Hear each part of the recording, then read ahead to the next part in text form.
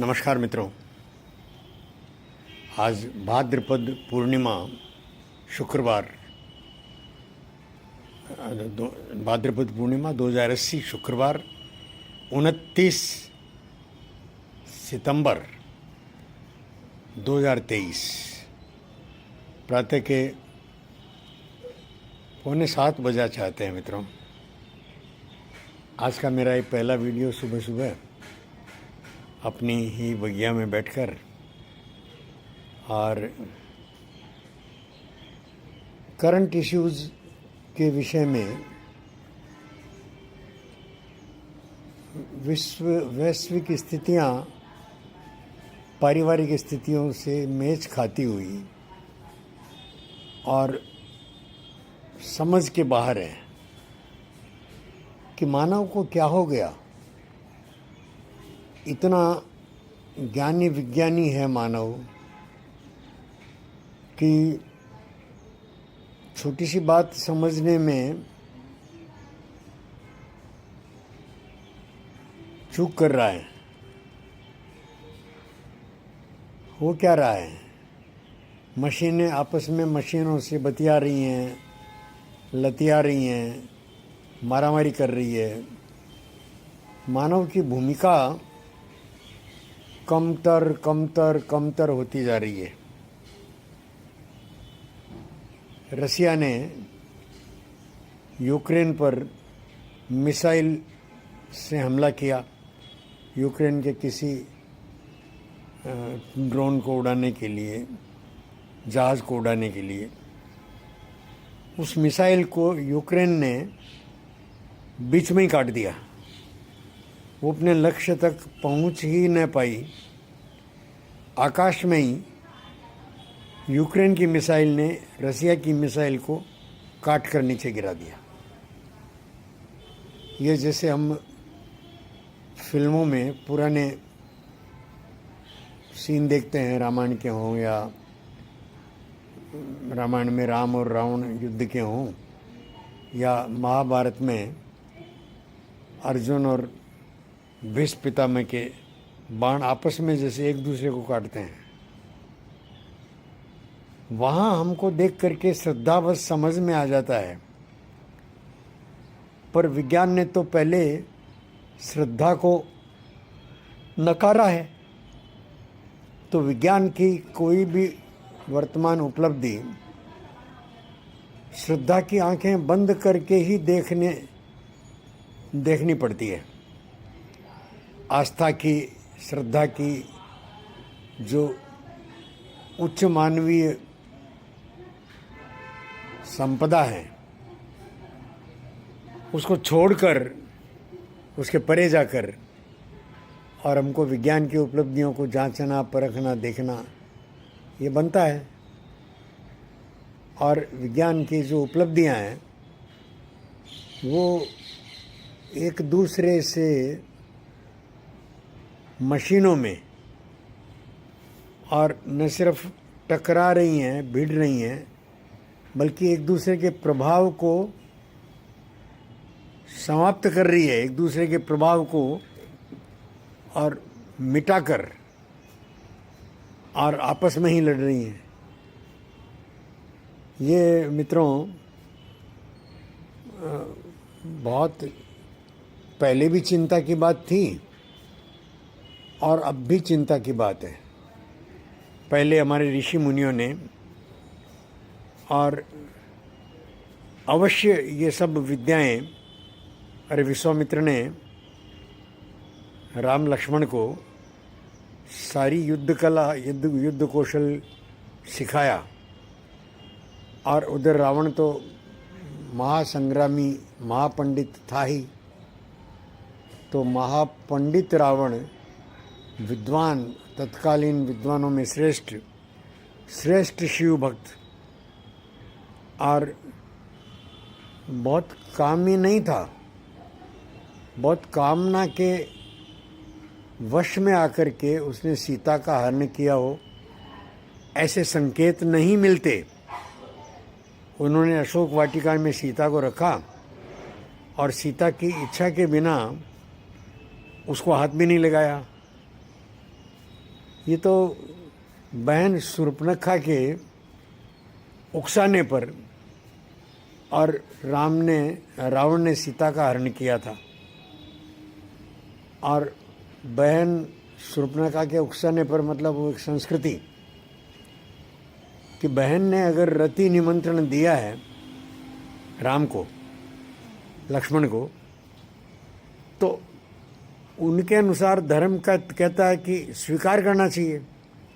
आज भी हम वर्तमान स्थिति देखें तो नारी का निमंत्रण पुरुष अस्वीकार करे तो महाभारत बनने की स्थितियां आ जाती हैं,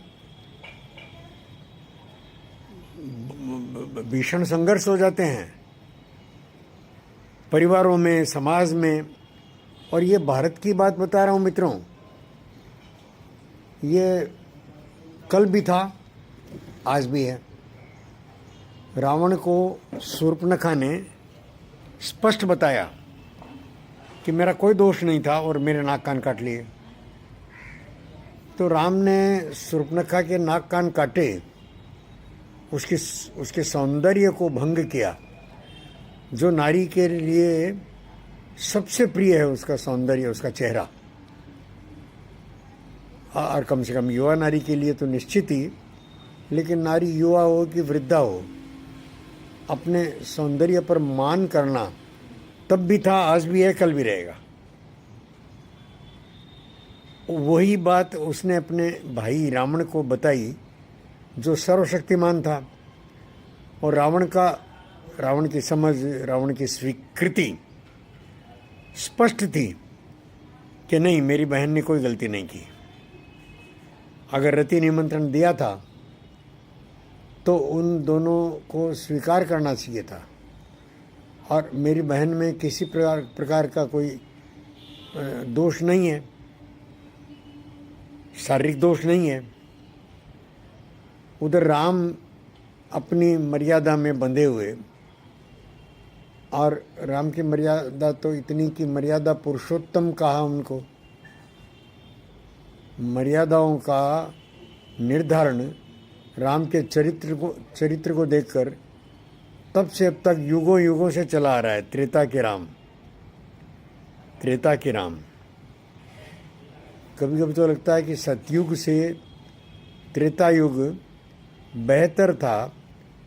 त्रेता युग की ज़्यादा कहानियाँ, घटनाएं वो लिपिबद्ध हुई हैं, सतयुग की बहुत कम हुई हैं। सतयुग में कोई राजा दधीची, कोई हरिश्चंद्र, इनकी गिनी चुनी कहानियाँ, छुटपुट कहानियाँ बिखरी हुई वो तो मिलती हैं, उस पर काम करने की आवश्यकता है मित्रों।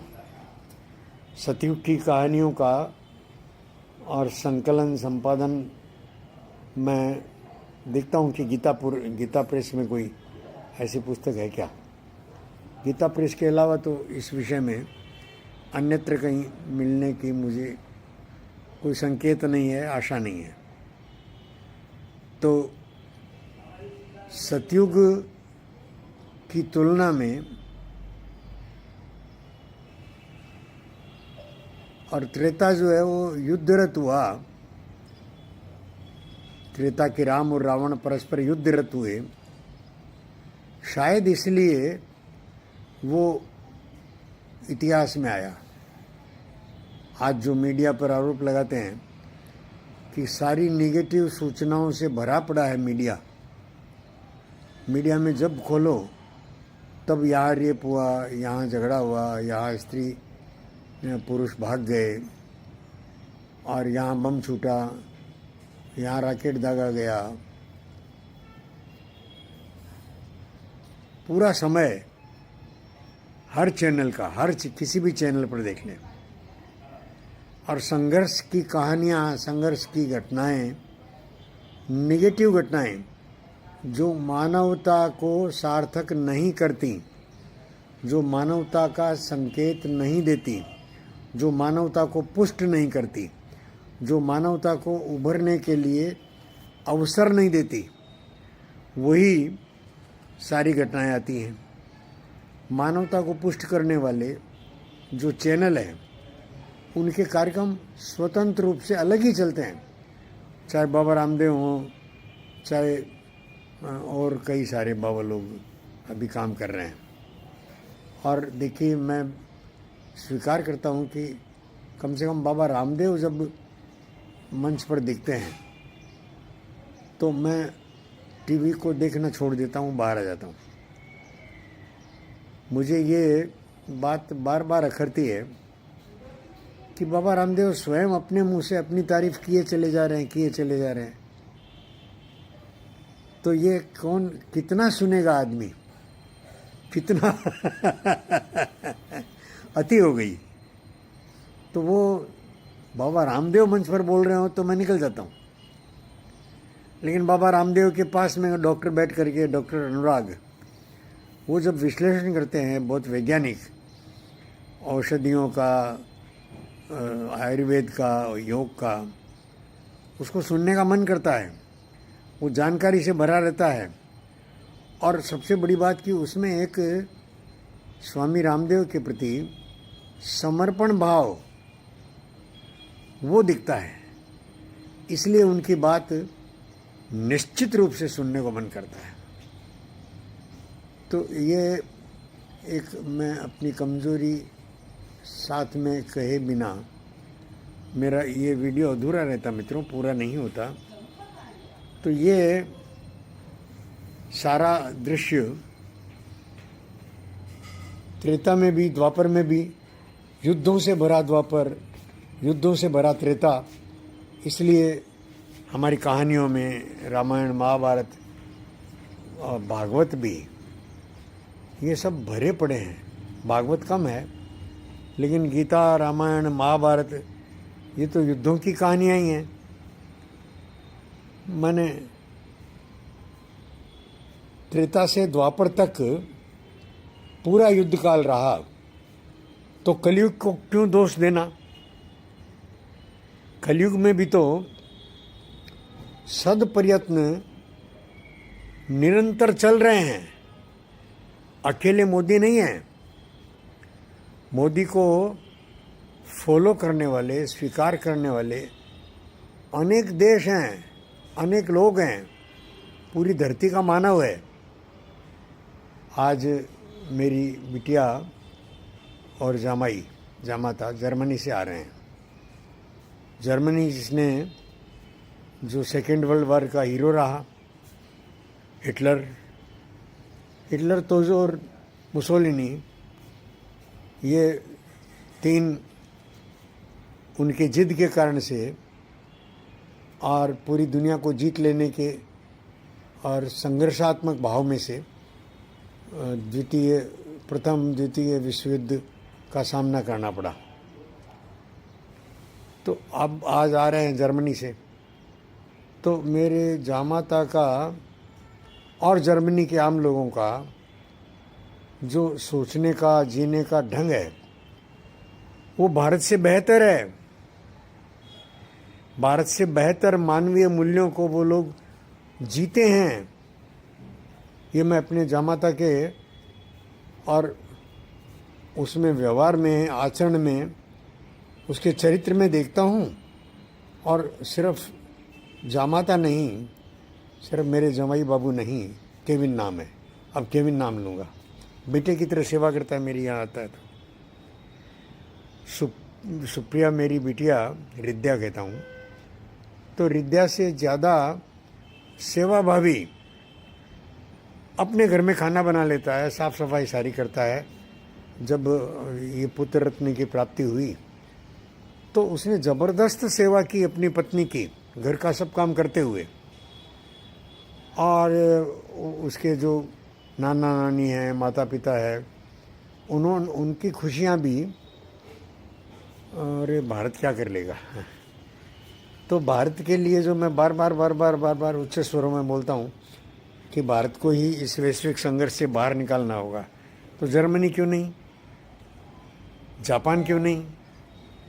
जर्मनी, जापान, सर्वत्र मानवता के अच्छे संकेत वो टीवी पर, समाचारों में बहुत बार देख करके जी खुश होता है, हैरान होता है कि ये समीकरण बदल रहा है क्या?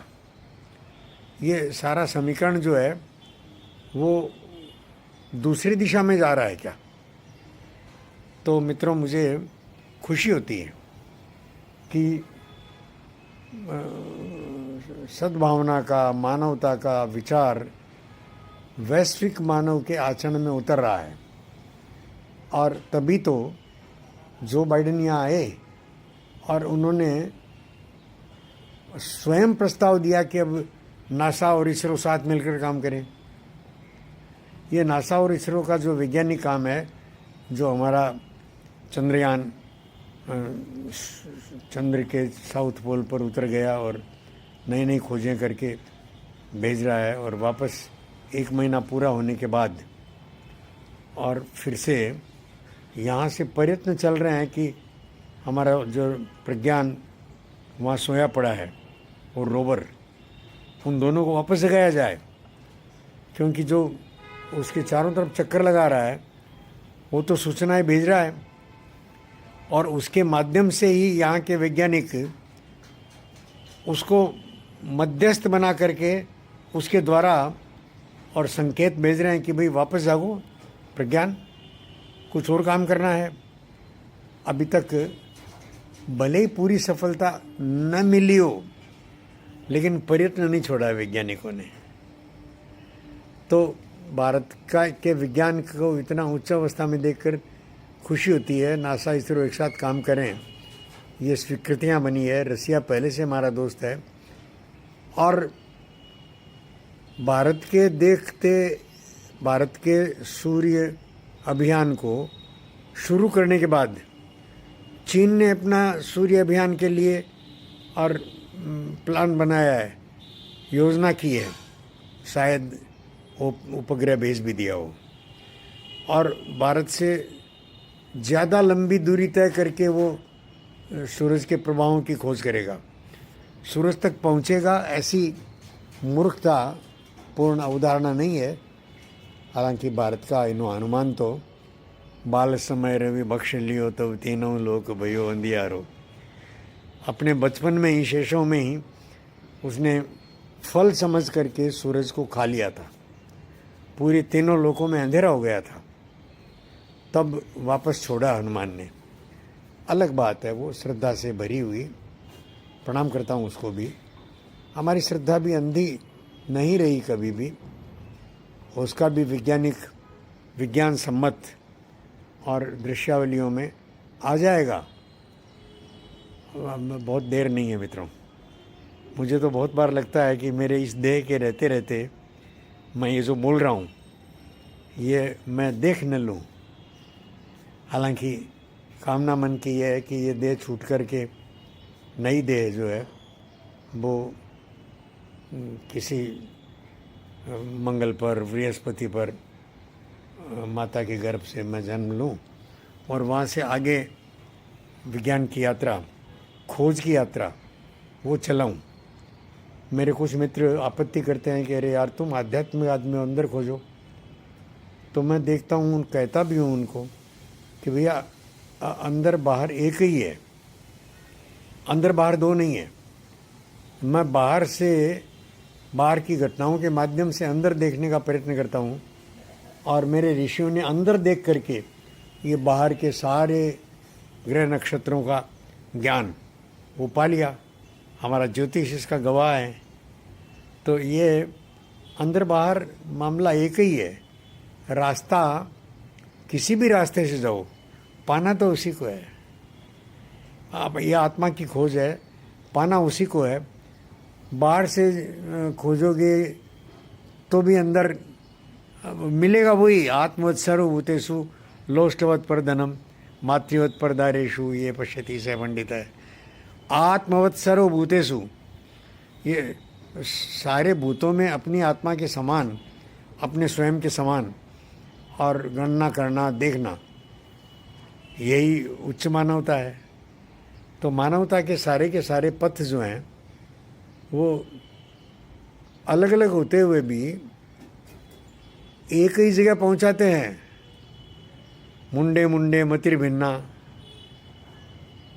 सर्वे पंथा समायन्ति, एक ही समुद्र में जाकर के सारी नदियां जैसे मिलती हैं वैसा। और हाँ मित्रों, पिछला वीडियो जो मेरा बना उसमें से अंतिम मेरे कथन जो मानव की उपलब्धियों के, मानव की ऊंचाई के, जो आकाशीय यात्राएं मानव अभी कर रहा है, अकेला भारत नहीं, नासा इसरो मिलकर कर रहे हैं। और हमारे सूर्य अभियान के बाद जो चाइना ने सूर्य अभियान के लिए और अपने प्रयत्न शुरू किए हैं, शायद भेज भी दिए होंगे और भारत से आगे। तो ये प्रतिस्पर्धा में चाइना आया दुश्मनी के भाव से। भारत दुश्मनों का भी सम्मान करता है। हम निभा लेंगे। चीन हमसे टकराएगा तो मुंह की खाएगा। आज तो भारत जनसंख्या में सबसे बड़ा, विज्ञान में चीन से आगे, सबसे आगे, खेलों में आगे। चीन में भी जो खेल प्रतियोगिताएं चल रही हैं, भारत ने 21 मेडल ले लिए। वो कोई कम बात है मित्रों, सही संख्या मुझे नहीं ध्यान है, पर अपेक्षा से ज़्यादा। और तीनों प्रकार के, गोल्डन भी, तांबे का भी और चांदी का भी। गोल्डन, सिल्वर एंड तांबे को क्या बोलते हैं, जिंक तो नहीं बोलते, जिंक मेडल। चलो ठीक है, नाम से क्या फ़र्क पड़ता है। तो चीन की धरती पर जाकर के हमारे खिलाड़ी अपना वैभव दिखा रहे हैं। व्यापार में भारत की कोई सानी नहीं है। जहाँ जाता है, और पहले जब विश्वगुरु था तब भी भारत व्यापार में सबसे आगे था और व्यापार को संरक्षण मिलता था सत्ता से। आज भी होना चाहिए। सत्ता के संरक्षण के बिना व्यापार निष्कंटक आगे बढ़ना कठिन होता है।